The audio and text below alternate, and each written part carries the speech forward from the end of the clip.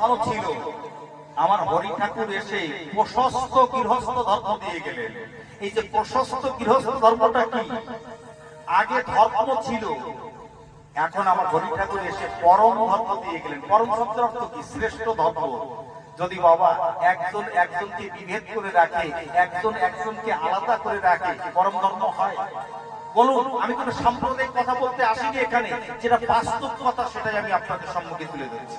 কি বাবা বলুন, তাহলে পরম ধর্ম, শ্রেষ্ঠ ধর্ম কি? আমার শ্রীমান চৈতন্য মহাপ্রভু বিহারী মিছিল সন্তান সবাইকে একত্রিত করে হরিনাম সংকীর্তন সবাইকে দিয়ে এই জগৎ মাতিয়ে গিয়েছিলেন। পরবর্তীকালে আমার সেই গৌর হরি পরবর্তী লীলায় তিনি হরি ঠাকুর হয়ে এসেছেন এই জগতে।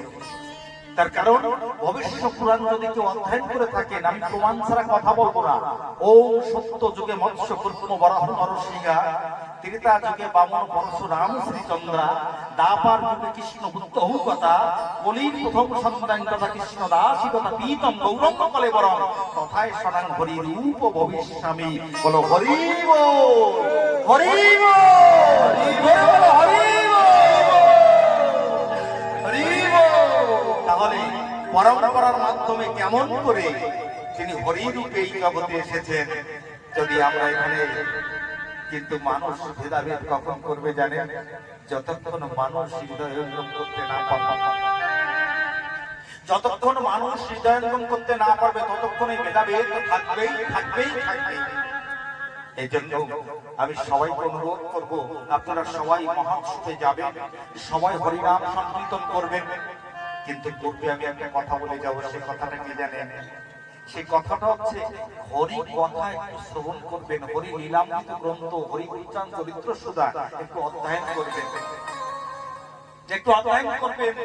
জানেন, আমার যিনি গুরুদেব, আমার যিনি দীক্ষা গুরু, তার পূর্বের কমসে কম 5 পুরুষ মতুয়া সম্প্রদায়, আপনারা চিনে থাকবেন আমার গুরুদেবকে। তার আমার গুরুদেবের যিনি সপিতা ছিলেন, তিনি তাকে দিয়েছিলেন ঠাকুর নীলকান্ত গোস্বামী দাতুল চরণে। পিতার আদেশ নিয়ে তিনি মত পথে এসেছিলেন, এই নরনারায়ণ সেবাশ্রমে তিনি এসেছিলেন। যেমন নরনারায়ণ সেবাশ্রমে আমার সত্যানন্দ পরমহংসদেব তিনি প্রতিপালিত হয়েছিলেন। কোথায়? আমার গুরুচান ঠাকুরের দরবারে। আমার গুরুচান ঠাকুরের দরবারে আমার পরমদয়াল সত্যানন্দ ঠাকুর প্রতিপালিত হয়েছে। রোগাগ্রস্ত অবস্থায়, মৃত্যু অবস্থায় আমার গুরুচান ঠাকুরের দাতুল চরণে ফেলে দিয়ে এসেছে।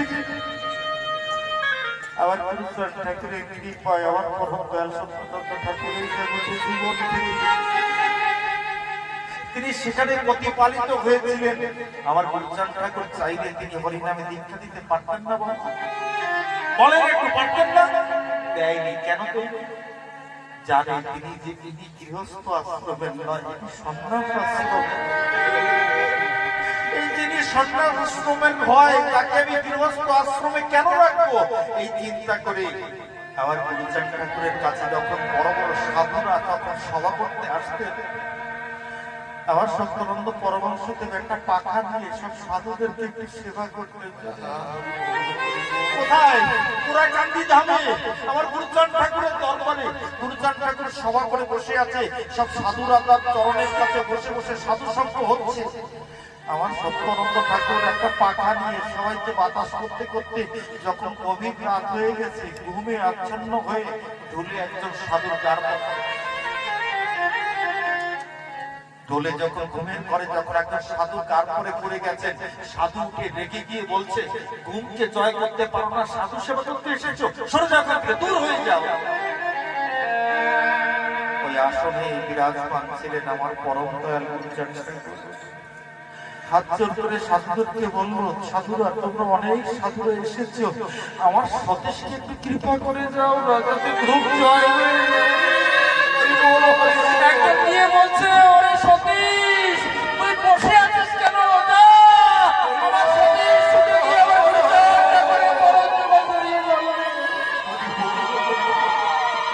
সকল সাধুর মাথায় আবার গুরুচান ঠাকুর মাথায় হাত দিয়ে সতীশকে ডাক দিয়ে বললো, আজ থেকে তুই ঘুমকে আহ্বান করলে ঘুম তোর কাছে আসবে, না হলে জীবনে ঘুম তোর কাছে আসবে না। আশীর্বাদ দিয়ে দিলাম। বাবা এইসব লীলাগুলো যদি বলি না রাতের পরে রাত চলে যাবে, ঘুরাবে না। বলতে আমার কোটি মুখ থাকলেও আমি বলে শেষ করতে পারবো না। জানেন এইসব লীলাগুলো আমার পরম দয়াল সত্যানন্দ ঠাকুর সেদিন থেকে যেমন পিতামহ ভীষ্ম তার পিতার শান্তনু ঠাকুরের আদেশে তিনি ইসলামের বর্তমান পেয়েছিলেন, আমার গুরুচান ঠাকুরের কৃপায় পরম দয়াল সত্যানন্দ ঠাকুর সেদিন ঘুমকে জয় করেছিলেন। কিন্তু বলেছিল তুই আহ্বান করলে ঘুম আসবে, তুই যদি ডাকিস তাকে তোর কাছে আসবে, তাহলে জীবনে কোনোদিন তোর কাছে ঘুম আসবে না। যা, কি কৃপা ভাবা যায় বাবা। জানেন আমার এই তারক রসরাজকে যখন বললেন, আমার হরি ঠাকুর বলছে তারকে, হ্যাঁ ঠাকুর যা, তোকে একটা আদেশ করে দি। বলে কি ঠাকুর? বলে আমার কথা বলিস, জীবনে সত্য কথা বলিস, যতদিন তুই এই আমার কথাকে ধরে রাখবি মনে করবি তোর সাথে সদা সর্বক্ষণ আমি আছি। এইবার জানার এই তারক রসরাজের রাতুল চরণে আশ্রয় নেয়। এই যে শিক্ষাটা পেয়েছি যে মরার মতো মর, যার চরণে মরেছিস মরার মতো মর, কথাটা বোঝা যাচ্ছে কি? আমি যার চরণে আশ্রয় নিয়েছি একমাত্র তার চরণ ছাড়া, তার চরণ ছাড়া আমি যেন অন্য চরণে। যেমন এই যে মায়েরা এখানে আছেন, একটা মেয়ের যখন বিবাহ হয়, আমি একটু নিচে নেমে বোঝানোর চেষ্টা করছি, বোঝানোর জন্য এই দৃষ্টান্ত গুলো দিচ্ছি। একটা মেয়েকে যখন বিবাহ হয় বাবা, তার দেহ মন প্রাণ যৌবন যা কিছু আছে সব স্বামীকে দিয়ে দেয়। কিন্তু শ্বশুর শাশুড়ি দেব ননদ জানারা স্বজন বন্ধু বান্ধব আত্মীয় জানারা থাকে, তাদেরকে অশ্রদ্ধা করে না, তাদের সবাইকে ভালোবাসে, বড়দের প্রতি শ্রদ্ধা রাখে, ছোটদের প্রতি স্নেহ রাখে, রাখে কিনা রেখে, কিন্তু সমর্পিত কার করে? স্বামীর পরে। যা কিছু সব স্বামীকে অর্পণ করে দিয়েছে। ঠিক ভজন জগৎটা এরকম। আমার হরি ঠাকুর নির্দেশ করলেন যে তুমি যে গুরুর কাছ থেকে যাকে তুমি ধরেছো, ধরা আর মরা কাকে বলে? যাকে তুমি ধরেছো এবং তাকে কেন্দ্র করে যার চরণে মরা ধরেছো তার চরণে মরো, যাকে ধরেছো ধরার মতো ধরো।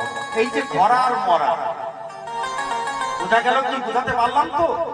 তার কারণ আপনারা চিন্তা করেন, আমি সেদিন আমাদের এই কাকুর বাড়িতে যে আলোচনা করেছিলাম বিচরণ পাগলে, বিচরণ পাগল কি কোনোদিন মা কালীর পুজো করেছে? বলুন আপনারা কোনোদিন করেছে? করেনি। কিন্তু মা চাইছে যে বিচরণ পাগল আমার সিঁদুরটা মুছে দিক, তাই না বাবা? দেখুন কি অবস্থা। যেদিন আমার অশ্বিনী গোসাই অনিচ্ছাকৃত যখন তার সহধর্মী ডেকে বলছে আমাকে সন্তান দান করো, আমার অশ্বিনী গোসাইটা গিয়ে বলবো আমার বলতে যা কিছু আমার দান করে দিয়েছে, আমার ক্ষমতা নাই আমি শরীর থেকে তোমাকে কিছু দান করবো, পুত্র দান করবো, তেমন ক্ষমতা নেই। এমন ভাবে তাকে ধরেছিলেন, তার বাধ্য করেছিলেন তাকে সন্তান দিতে।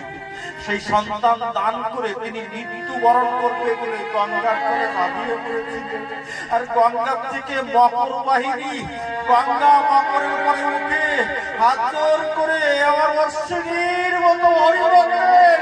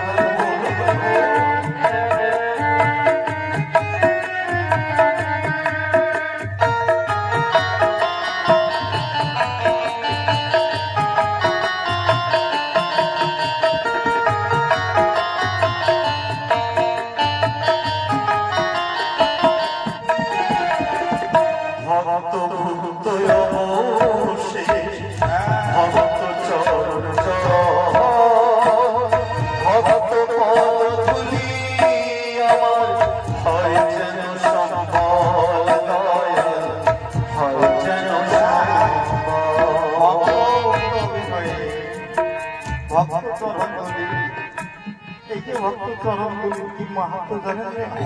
আমার একটা কথা মনে পড়ে গেল, এক পাগল আমার পাগল বিজয় সরকার, তিনি বন্ধুবার বাজারে গিয়ে পাগল হয়ে গেলেন। কেমন পাগল, কি করলেন জানেন? সারা জীবন হরি কথা, কৃষ্ণ কথা, ভাগবত কথা বলে পাগল বিজয় সরকার অন্তিমে অন্ধ হয়ে গেলেন। যখন অন্ধ হয়ে গেলেন, তার পূর্ণ বয়স যখন, তাকে তার কাছে আসতে মানুষ ভয় পেত, ভক্ত ভয় পেত।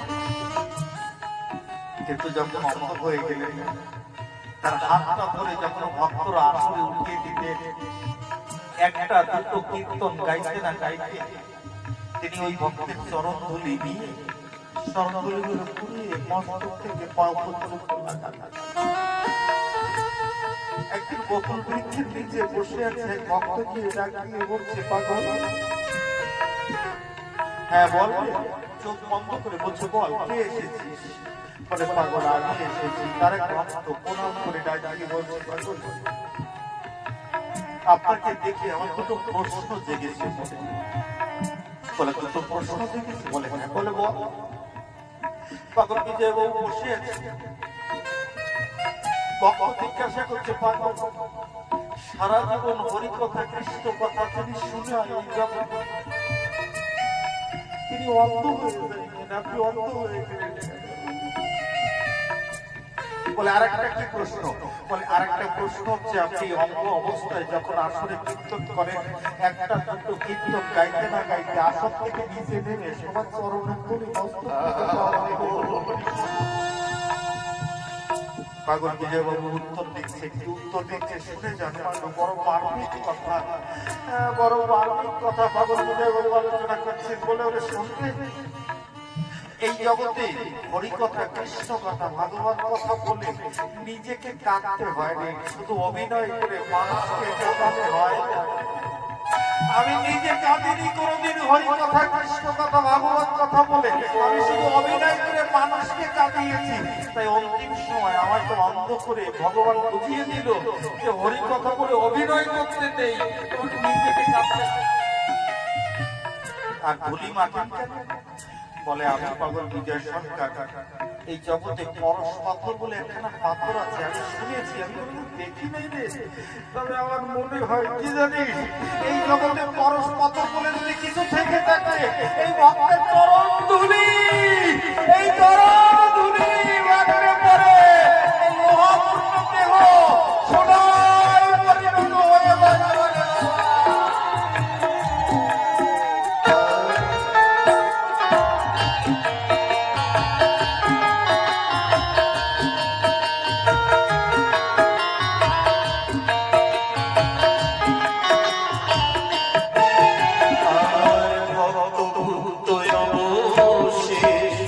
ভক্ত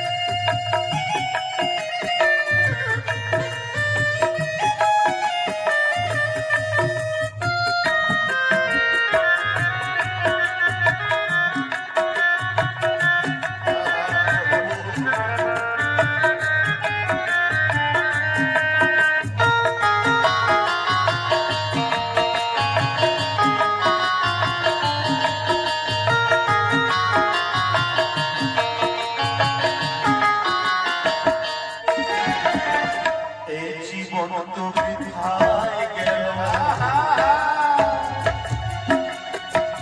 বাকি কটা দিন ভাবিতে ভাবিতে আমি হইলাম উদাসীন, হইলাম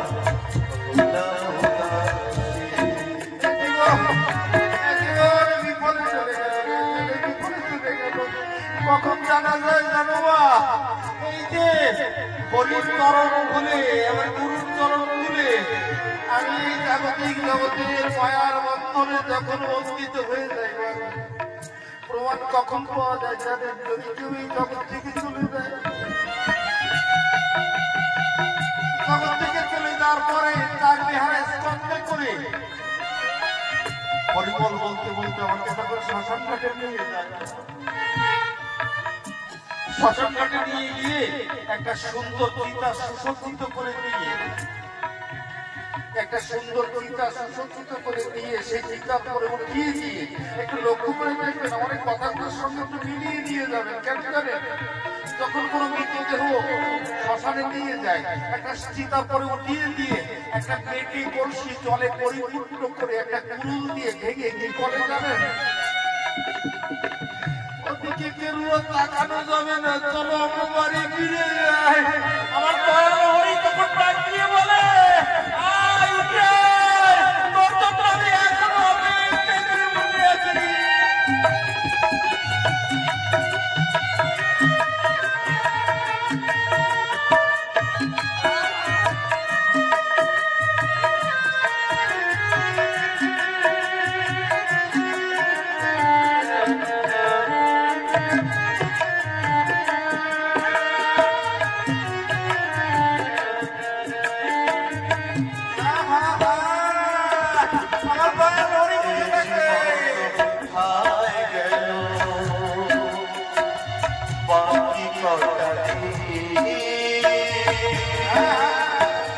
ভাবিতে ভাবিতে আমি হইলাম উদাসীন, হইলাম উদাসীন। সত্যানন্দ বলে আর তো মতি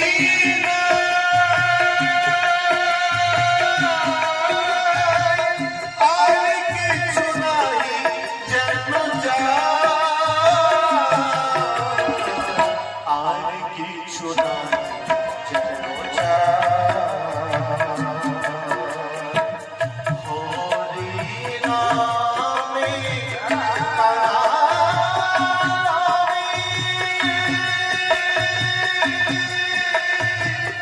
আর কিছু নাই যেন যা, আর কিছু নাই যেন যা, আর কিছু নাই যেন যা, আর কিছু নাই যেন যা।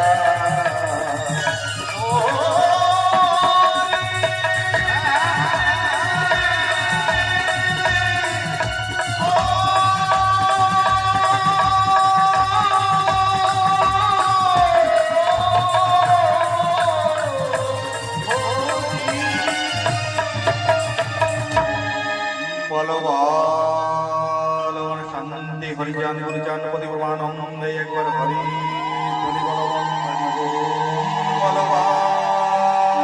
বল মাতা পিতা পতি প্রমানন্দ একবার হরি বল বল সাধুগুরু বৈষ্ণব পতি প্রমানন্দ একবার হরি হরি হে ভক্ত মন্ডলী মাতৃমন্ডলী, ঠাকুরের কাছ থেকে এই আদেশ পেয়ে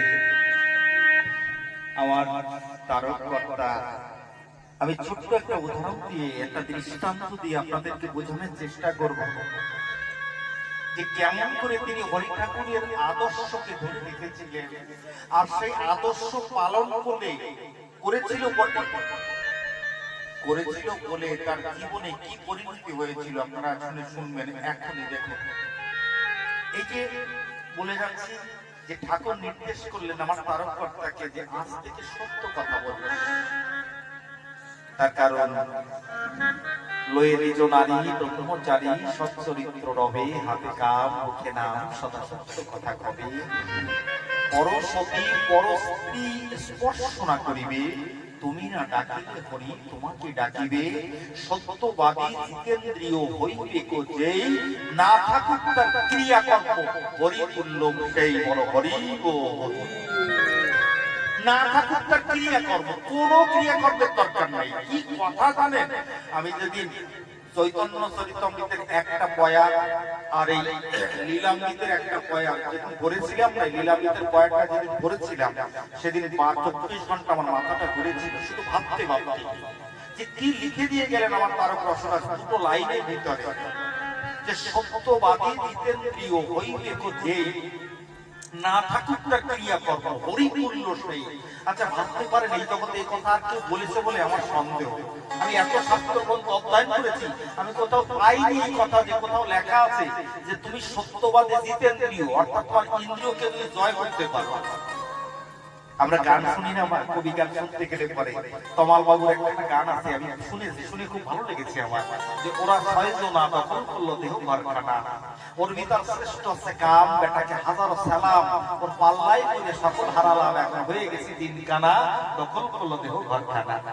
ওই যে মদার মাৎসর্য কেড়ে দিল সকল ঐশ্বর্য, এখন চেষ্টা করলে রয় না ধৈর্য, তোমাদের পদার্থ বা বসলো না, দখল করলো দেহ ঘরখানা। এই যে দখল করে আছে, আমি তার বশীভূত হয়ে আছি, বলছে না সেই ষড়ঋতু আমার বশীভূত হয়ে থাকে। সত্যবাদী জিতেন্দ্রিয় হইবে কো যেই, যে হবে জগতে, না থাকুক তার ক্রিয়াকর্ম হরিতুল্য সেই। আমার মনে হয় না যে কোন গ্রন্থে এমন কথা লিখেছে সে হরির সমান হয়ে যাবে। আমার দয়াল হরি, অখিল বিশ্ব ব্রহ্মাণ্ডের মালিক দয়াল শ্রী হরি তার সমকক্ষ হয়ে যাবে, এই কথা একমাত্র আমি লীলামৃতের ভিতরে পেয়েছি, আর কোথাও পাই। আমার মাথাটা ঘুরিয়েছে যে জগতে আজ সেই ব্যক্তিকে কেমন করে আমার তারক রসরাজকে সেই কথা বললো, আর তারক রসরাজ সেই কথা কেমন করে পালন করলো, তার জীবনে কি কি হলো, আমি দুটো চরিত্র আপনাদের কাছে খুব ছোট করে তুলে ধরবো।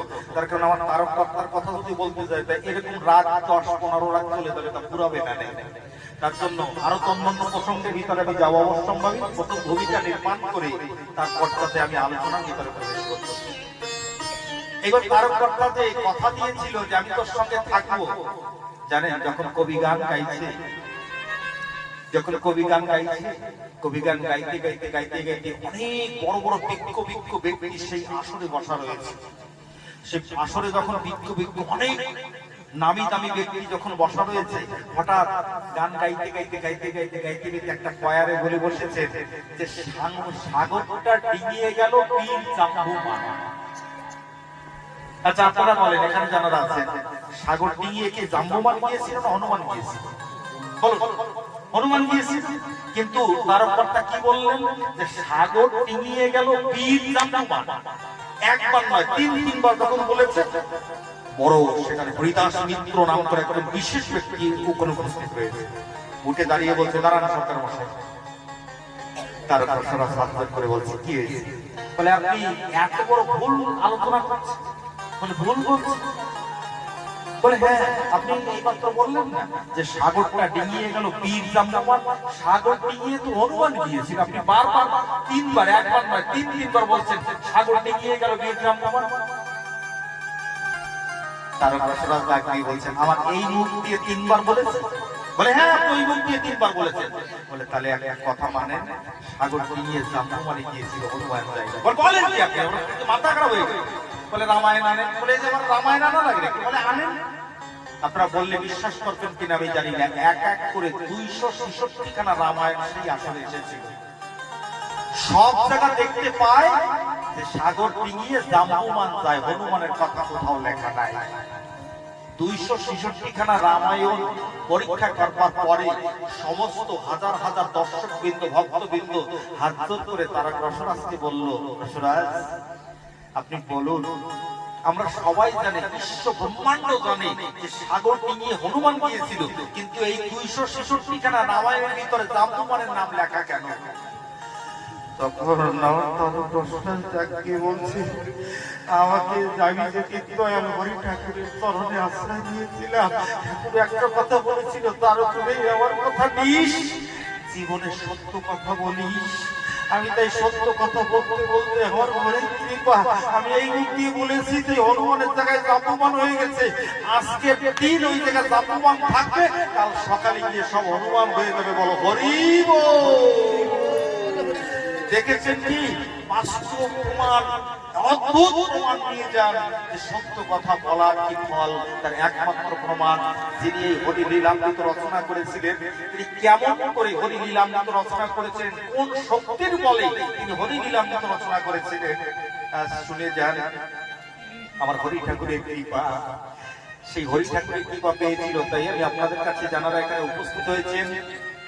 আমি একটাই কথা বলবো, বেশি কথা বলবো না। তার কারণ যে কথাটা বলেছে লীলামৃতে অন্তিম বয়ারে, যে সত্যবাদী জিতেন্দ্রীয়, এই কথার পরে তিনি লিখতে পেরেছেন লীলামৃতের ভিতরে যে হরির সমান সে হয়ে যেতে পারে। তার কারণ আমার দয়াল হরি ইচ্ছা করলে কি না করতে পারে। তার ইঙ্গিত মাত্র বিশ্ব ভুবন লয় হতে পারে, তার ইঙ্গিত মাত্র বিশ্ব ভুবন সৃজন হতে পারে।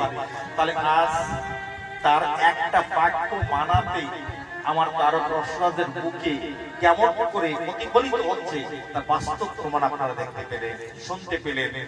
তাই আপনাদের কাছে অনুরোধ করব যে জীবনে যদি সাধন ভজন পথে অগ্রসর হতে হয়, একটা কাজ তো অবশ্যই করবেন, হরিনাম অবশ্যই করবেন। তার কারণ কি জানেন? এই যে হরিবল শব্দ উচ্চারণ করলে, আমি একটা কয়ারে বলে গিয়েছিলাম না যে জয়ের টঙ্কা নিয়ে হাতে হরি বললে রসনাতে লাগে না যাগযজ্ঞ ভজন। হরিবোলা ভক্ত পাশে কৃষ্ণ কালীর ছুটি আসে, ঘরে খালি। তার কারণ এই যে টঙ্কা, হরিচাঁদ ঠাকুর এই টঙ্কা দিলেন কেন জানেন? এ আছে জয়ের টঙ্কা।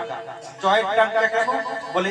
এই টঙ্কা ধ্বনিত হওয়ার পরে আমাকে জয়যুক্ত হতে হবে। বলে জয়যুক্ত একটা হচ্ছে আধ্যাত্মিক, একটা হচ্ছে জাগতিক, দুদিকে জয় হতে হবে। তাহলে আধ্যাত্মিক জয়যুক্ত কোন দিকে? বলে তোমার নিজের জীবন যুদ্ধে তোমাকে জয় হতে হবে। জীবন যুদ্ধে কেমন জয় হতে হবে? বলে তুমি যখন হরিনাম করতে যাবে, তুমি যখন হরি সভায় যাবে, তুমি যখন মহাৎসবে যাবে, বিভিন্ন বাধা তোমার আসতে পারে। আসে কিনা বলো মা? আসে কিনা বলো? সেখানে তোমাকে জয়যুক্ত হতে হবে। এই যে একটা আমার ঋতুকে দমন করে, আমার ষড়ঋতুকে একমুখী করে আমার হরির চরণে সমর্পিত করে দিতে হবে, এই যে জয় হতে হবে। আর একটা জয় কি? এই সামাজিক কিছু ভণ্ডামি আছে বাবা, এই জগতে কিছু ভণ্ডামি আছে, সবার ভিতরে আছে, সব ধর্মের ভিতরে আছে, সব পথের ভিতরে আছে, সব পথের ভিতরে আছে। সেখানে সূক্ষ্মটুকু আমার তারককর্তা বলছেন যে সূক্ষ্মটুকু আমাকে তুলে নিতে হবে। সে সূক্ষ্ম সনাতন ধর্ম যাকে বলা হয়, এবং প্রশস্ত গৃহস্থ ধর্ম। গৃহস্থ আগেও ছিল, এখনো আছে। আমার হরি ঠাকুর কি দিলেন নতুন করে এসে? না, প্রশস্ত গৃহস্থ ধর্ম দিলেন। ধর্ম আগেও ছিল, এখনো আছে, কিন্তু পরম ধর্ম দিলেন। তাহলে পরম ধর্ম কি? বলে বাবা সূক্ষ্ম। আচ্ছা, আপনারা যদি 5 কেজি দুধকে মন্থন করেন, তাহলে 5 কেজি মাখন ওঠে কি? না, হয়তো দেখা যাচ্ছে 5 কেজি দুধকে মন্থন করলে 1 কেজি মাখন আসে, তাই তো? আচ্ছা, 1 কেজি মাখন তাপ দিলে কি 1 কেজি ঘি হয়? না, 1 কেজি ঘি হয় না। কতটুকু হয়? না, 1 কেজি মাখন দিলে পরে হয়তো 300, 350, 400 গ্রাম ঘি তার থেকে আসে। তাহলে দেখা গেল যে 5 কেজি দুধের ভিতরে সূক্ষ্ম অবস্থায় ওই ঘি তো ছিল, কিন্তু তাকে পচন ক্রিয়ায় দধি করে, মন্থন করে, মাখন তৈরি করে, সেই মাখন তাপ দিয়ে তার থেকে সূক্ষ্ম তত্ত্বটুকু বের করে নেওয়া হয়েছে, তাই তো? তা আমার রসরা তো তাই বলছে যে সূক্ষ্ম সনাতন ধর্মকে হৃদয়ঙ্গম করতে হবে। তাহলে আধ্যাত্মিক জাগতিক দুই দিকে জয়যুক্ত হতে হবে। এবার দেখতেন ওই যে নিশান আছে না, নিশানে ত্রিকোণ নিশান, তাই তো? জানি তো আমরা সবাই, হয়তো যারা বুদ্ধিজীবী বয়োজ্যেষ্ঠ যারা আছেন তারা জানেন যে ত্রিকোণের 3টে কোণের অর্থ কি? সত্য, প্রেম, পবিত্রতা। বোঝা গেল মা? আমার এদিকে কথা বলো না তোমরা। তাহলে সত্য, প্রেম, পবিত্রতা তিনটে কোণা, এই এক কোণা, এই এক কোণা, এই এক কোণা, যে নিশানটা আমরা নিয়ে যাই। ঠিক আছে, জয়ের টানটা নিয়ে হাতে হরি বললে রসনাতে, সেই নিশানটা নিয়ে যে আমরা যাচ্ছি হরিনাম করতে করতে। আমার কত লীলা যে মনে পড়ছে প্রত্যেকটা কথার সঙ্গে, কিন্তু বলবো কখন বলুন না, কতটা বলা যায়। তা যখন নিশান নিয়ে যাচ্ছি ত্রিকোণ, তাহলে ত্রিকোণের অর্থ কি বলছে? সত্য, প্রেম, পবিত্রতা। তাহলে প্রথম সত্যকে প্রমাণ করবার জন্য আমার হরি ঠাকুর তারকর্তাকে সত্য দান করলেন। প্রেম, প্রেমের প্রতিমূর্তি কে জানেন? মতুয়ার বাজারে বলুন তো। একমাত্র আমার অশ্বিনী গোসাই। প্রেমের পরম কাষ্টা, যেরকম চৈতন্য চরিতামৃতে আছে না, চৈতন্য চরিতামৃতে আছে যে ভাবেরও পরম কাষ্টা শ্রীমতী রাধারানী, ঠিক মতুয়ার বাজারে প্রেমের পরম কাষ্টা হচ্ছে আমার অশ্বিনী গোসাই, তাই না? আচ্ছা, সবাই কি গোসাই বাবা? মতুয়ার বাজার সবাই গোসাই। যেরকম আমার গৌর হরির বাজারে কেউ মহন্ত ছিল, কেউ কবিরাজ ছিল, সরগোস্বামী ছিল, তাই না? অষ্ট কবিরাজ ছিল, 64 মহন্ত ছিল। এই মতুয়ার বাজারেও তাই অশ্বিনী গোসাই, গোপাল সাধু, লিখেছে। তাহলে তারক রসরাজ, রসিক শেখর, তাই না? রসরাজ, ঠিক আছে না? একটা উপাধি পায় জগতে। তাহলে সত্য, প্রেম, পবিত্রতা, এই তিন ত্রিকোণ, এই ত্রিকোণ নিয়ে যখন আপনি জয়ের টাঙ্কা ধ্বনি করছেন, আচ্ছা জয়ের টাঙ্কা ধ্বনি যখন হয় বাবা, অন্য কোন শব্দ সেখানে শোনা যায়? বলে। এবং এক সাথে 100 দল যদি প্রবেশ করে, কিন্তু কেউ মনে হয় যে বেতাল, সবাই একটা তালের ঘরে নৃত্য করে, তাই না? একমাত্র হরি বল, হরি বল, হরি বল, একমাত্র জয়ডাঙ্কায় হরি বল বলছে, একমাত্র উচ্চস্বরে বাহুগুলো উত্তোলন করে সবাই হরি বল, হরি বল, হরি বল বলে ডাকছে। আর জেনে রাখবেন যে হরিনাম যদি কেউ করতে পারে, তার এক হরি বল, হরি বল না কিন্তু হরি বল। এই যে হরি বল 4টে অক্ষর, এই 4টে অক্ষরের ভিতরে আপনি যা কিছু এই জগতে, কাম গায়ত্রী, কাম বীজ, পঞ্চতত্ত্ব, ঠিক আছে, ওম, ব্রহ্মা, বিষ্ণু, মহেশ্বর, সব কিছু এই হরিবল শব্দের ভিতরে দেওয়া আছে। সময় হলে কোনদিন আবার যদি আপনারা এই অধমকে সুযোগ করে দেন, আমি সেই দিনকার এসে আপনাদের কাছে সুন্দরভাবে এই হরি